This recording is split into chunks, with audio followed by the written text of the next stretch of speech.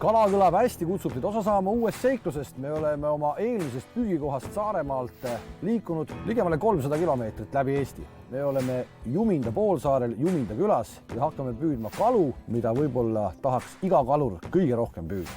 Ehk see on siis lõhe ja meriforell. Kuidas see käima hakkab, kohe näete. Kalur Janek ootab meid.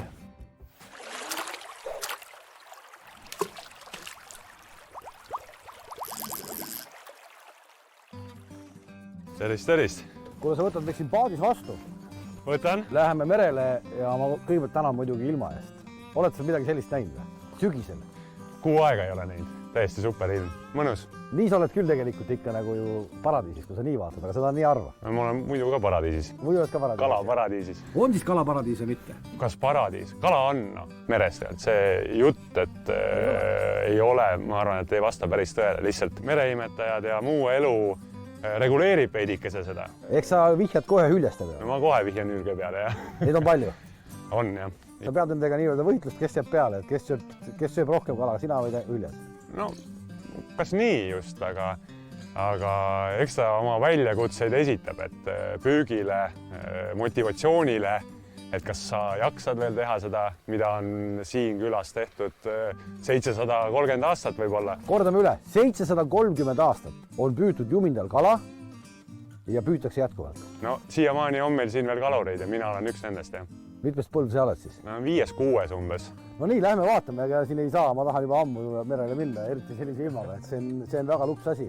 Paneme paadi tööle ja vaatame võrgu tule. Teeme nii.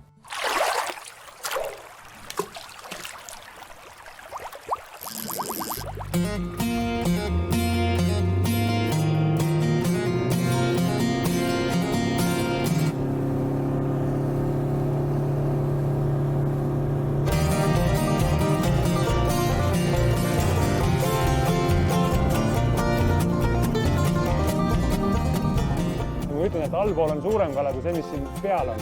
Ma tunnen juba ära selle ilus lõhedane hõbe. See on see ilus. No ma pakun, et see on selline 3 kilo. 3 kilo umbes, jah. Siin oli mingi keeris tekkis. Ja nägin, jah. Ja see tundub, et on ära söödud või? No me näeme. Uskumatu, sul on 2 võrgu jada sees. 2 võrku? 2 võrku, ehk see on mingi siis 100, mitu meetrit see on siis? 120 meetrit on 120 meetrit võrku ja me praegu oleme 2 kala näinud juba, nüüd näeme veel vähemalt ühte ja näeme ilmselt veel ühte, et 4 tükki on neid siin kindlasti. Mulle tundus, et sellel ei ole, on alles kõik. Kuule, aga kala on ju tõesti palju ju. No ei saa ütelda, et ei ole, täna lihtsalt on selles mõttes on ka vedanud, et ei ole, ma jõudsin enne sõpra. Enne üljest? Enne üljest jõudsin. Sa enam-vähem tead ka, mis kelle ülgel nagu söögiaeg on või? No ta proovib ikkagi enne mind käia. Enam ei olnud. Natuke väiksem, aga... Natuke see väiksem, aga mõõdus. Täiesti uskumatu lugu. Jutud, et meil kala ei ole, ei pea küll selles mõttes paika, jah. Aga kõik kala on nagu üleval pool, eks? Üks oli all. Pigem sellise pool, jah, üks oli all. Nägid, läks alt läbi. Väga ilus. Ühesõnaga, see kala läks meil praegu tegelikult minema. Sai oma elu edasi elada. Lihtsalt oli nii nõrgalt sinna võrku kinni jäänud, et sai lahti. Aga kuna oli kuderüüs, siis ei ole ka väga kahju sellest. No nii, me lõpetasime praegu üsna suure actioni, mille filmimine oli siis võimatu, et tõepoolest töö käis. Me võtsime siis ka mõrrast kala välja ja see, mis meie ees praegu hetkel nüüd on, see Janek on päriselt ka, see on uskumatu. Siin on praegu 3 tükki, ma pakun silma järgi kuni 10 kilo. No 7-10. Ma võin tõsta vähe välja, nad on siin praegu nüüd juba läbi vastu. Siis sellised mehed ujuvad... Naised, jah. Ujuvad kaldast, mitte liiga kaugel.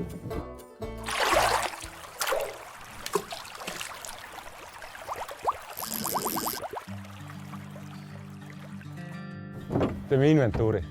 No teeme inventuuri ja seda inventuuri ma kujutan ette ikka lust teha. Sa ju ei saa öelda, et see nüüd igapäevane on see niimoodi.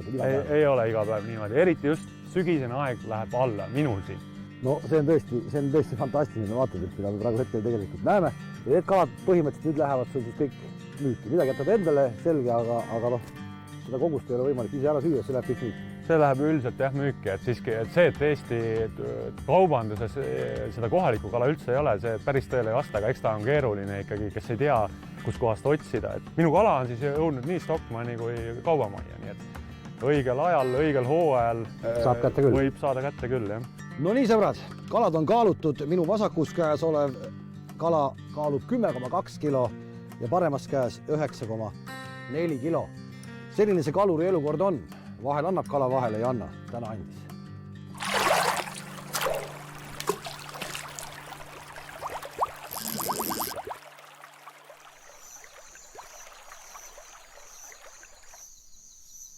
Kui ma ütlesin, et meil on tuttav mees siin abistamas, siis ma ei valetanud. Eesti kokanduse, nüüd juba Grand Old Man. Oled selline mees juba või? Rain Käärst. Tere, aga noh, see Grand Old Man kõlab natuke selliselt, nagu ma oleks juba riigi pensionile saanud. Veel ei olegi? Ei ole veel, aega on veel, ma olen oma parimates aastates, nüüd hakkab alles kuld pihta. Nüüd hakkab kuld pihta. Täna teeme siis ka põhimõtteliselt kulda, ma olen sul põlle ka. Aitäh! Ja sa valmistad meile siis mida? Üsna sellisel nii-öelda maalähedasel viisil hakkame kala tegema lihtsalt lõkke peal.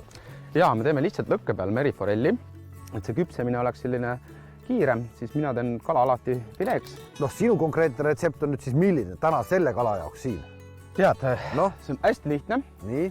Otse loomulikult kala tahab alati soola saada, et ma panen suhteliselt vaba käega. Ja sa paned ennem küpsetamist? Jaa, mina panen enne küpsetamist, aga ma ei lase tal, ütleme siis pikalt seista soolas. Kui tulla loodusesse, mida vähem sa võtad asju kaasa, seda vähem sul on ära viia, ma kasutan apelsinipipart siia. Apelsinipipar. Noh, ütleme, kui sa muidu kasutad musta pipart ja ütleme, kodus pannakse väga palju peale siis majoneesi, siis see apelsinipipar on minu meelest selline jällegi rikastab elu ja annab sulle võimaluse proovida uusi maitseid kalaga. Ma olen suhteliselt konservatiivne, ma väga ootan seda. Ma kogu aeg kardan, et kala rikutakse ära igasuguste naljavidinetega. Nüüd läheb natukene tšillipipart peale, hästi natukene ühele panen ja sellele just nimelt, mida me hakkame siis proovima toorelt ja teisele ei pane. Et teise jätan maitselt puhtaks. Tegelikult enne kui lõkke peale paneme ühe küpsema, siis ma annan sulle nüüd proovida siit seda kohe värskelt. Juba, jah? No mida sa siin ikka ootad? Me teeme sellise kalamehe ampsu. Ei, oota nüüd, Rahu. Ära sabista, las ma teen valmis asja sulle. Ja. Siin kaasa marineeritud sibulat. See nüüd ei ole küll enda tehtud, aga avastasin, et isegi mõni asi kõlbab poest ostetud. Nii. No nii, kala kõlab hästi, see praegu näeb väga hea välja. Ja põhimõtteliselt otse merest ja me oleme siis merest 15 meetrit eemal. 15 meetrit, jah. Ja võib-olla on tiba soolane, aga uskumatus annabki elule ikka täitsa kohe teise maigu. Ja ma ütleme, see apelsinipipar kindlasti ei riku. Ei. Kindlasti ei riku. Okei, aga laseme siis kala nüüd küpsema. Ja ma panen niimoodi, et ma panen ta lihtsalt kuna täna tuult ka ei ole, siis on nagu super natuke siit alt kinni ja proovin ta jätta niimoodi, et see õhuliselt. Et jääb nagu kaares siia peale. Panen nüüd käe siia vahele, siis tunneb, kuidas hakkab siit kuumus ka liikuma, nii-öelda hakkab ringlema. Kala küpsetamise puhul on kõige olulisem see, et ei tohi üle küpsetada. Pigem kontrolli teda pidevalt. Kui kala on üle küpsetatud, siis ta on saepuru, siis ta ei kõlba süüa, keegi ei taha teda süüa. Aga see on üsna lihtne üle küpsetatud. Absoluutselt on, et sellepärast peabki kala alati jälgima ja ütleme, et tegelikult meie vetes, kui me vaatame neid, mis püütakse merest, siis enamus neid kalu võid sa kõik toorelt süüa. Ja kui ta jääb ka siuke meedium, on ainult parem, seepärast, et sa tunned seda vahetut tekstuuri ja maitset. Ja kindlasti kala küpsetamisel ei ole mõtet minu nägemuses, rõhutan sõna minu nägemuses, panna fooliumisse ja siis fooliumis küpsetada, seepärast siis kaob ära kogu see naturaalne suitsuaroom ja see, mida tegelikult sa siin lõkkel küpsetamisel kalalt ootad. No vaatame, kas on, käib kõik täpselt nii kella peal. Ai, näe, vaata, kus ilusti juba läheb, näed siit otsad ja küpseb väga ilusti. On.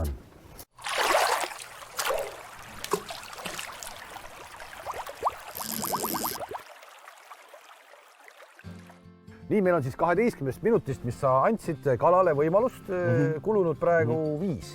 7 on veel jäänud, enam-vähem nii või? Noh, ütleme, jah, 7. Ja vaatame nüüd siis, mis meil siin all toimub. Jaa, ma ütleks 5 minutit veel, rohkem ma ei tahakski lasta teda ja ossu raisku. Väga tipp-topp on. No võt, noh. Kusjuures me võime ühe nalja veel teha. Teeme. Paneme ühele fileele natukene peale riivitud parmesanijuustu. päriselt või? jaa. kuule, sa oled nõnna konservatiivsed. ma olen jube konservatiivne, ma kuidagi. aga me saame proovida erinevaid asju. no proovime. et selles suhtes, et ühele fileele ma ei pane, teisele panen ja nüüd on siis ju näha see, et kas see toimib või ei toimi. Sinu peal on hea katsetada. aeg läheb lennates. 4 minutit on tehtud ja sa ütled, et võiks... Valmis. Valmis, jah. Nii, näed, kui sa vaatad siit, eks ole, see koht, kus ma proovisin. Ja. Juba kalgendub, eks ole, ilusti. Juust pealt ära sulanud. Nüüd pole midagi, tõstame kõrgemale. Tunned sihukest juustulõhna. On, juustulõhna ikka tunnen. Tunnen isegi kalalõhna. Opa! Paneme siia juurde siis selle, natukene hakime mõne sõõmu rohelist. Siin on sibul, petersell ja till, jah. Lihtsad asjad. Lihtsad asjad, täpselt nii. Palun. Aitäh. Nii. Ma võtan kõigepealt ilma selle juustuta. Jah, võta naturaalselt. Ehk siis, no iseenesest nagu väga palju lihtsamalt tegemise viisi ju ei ole. Ei, absoluutselt mitte. Aga kala sellepärast kõlabki hästi, et teda lihtne teha. Ja.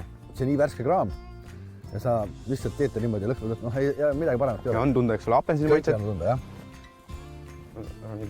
Nii palju juustu ei võta. Näete mulle ka. 3. Rohelist peale. Ja mida ütleb konservatiiv? Ei ole viga. No. Juust on ikkagi ammu välja mõeldud asi. Ei, ta on teistmoodi jälle. Jaa, päris huvitav, päris huvitav. Et selles suhtes nii lihtne see söögi tegemine ongi. Kalatoidud.ee Palju erinevaid kalaretsepte. Tulge loodusesse. Kui te kala kätte ei saa, merest ise. Väga hästi sobib ka tegelikult turult osta. Ja täpselt samamoodi, tulge tehke. Nautige loodust. Seltskonda loodust ja rohkem polegi vaja. Kala kõlab jätkuvalt hästi. Tänaseks kõik, aitäh sulle. Aitäh sulle ka. Ja kohtumiseks.